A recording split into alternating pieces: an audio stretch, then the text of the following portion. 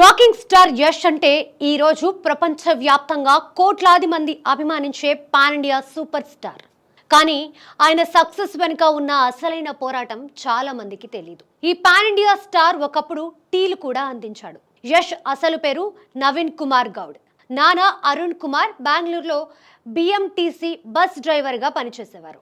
ఒక సాధారణ మధ్యతరగతి కుటుంబంలో పుట్టిన నవీన్కి చిన్నప్పటి నుంచి నటన అంటే పిచ్చి. డిగ్రీ మధ్యలోనే ఆపేసి సినిమా ప్రయత్నాలు మొదలుపెట్టారు. మొదట్లో అవకాశాలు రాకపోవడంతో రంగస్థల నటుల దగ్గర టీలు అందించే పనిలో చేరారు.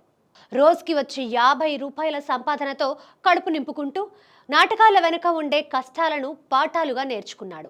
ఒకానొక దశలో అసిస్టెంట్ డైరెక్టర్గా చేరితే 2 రోజులకే ఆ సినిమా ఆగిపోయింది. అయినా వెనకడుగు వేయలేదు.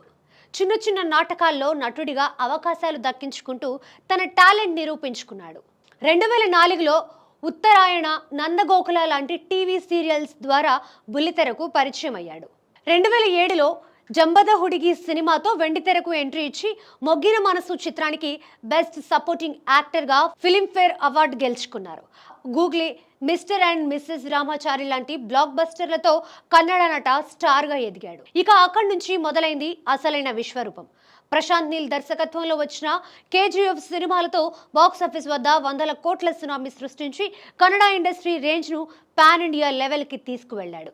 ఒకప్పుడు సెట్స్లో టీలు మోసిన అదే చేతులతో ఈరోజు పాన్ ఇండియా బాక్సాఫీస్ని ఏలుతున్నాడు యష్.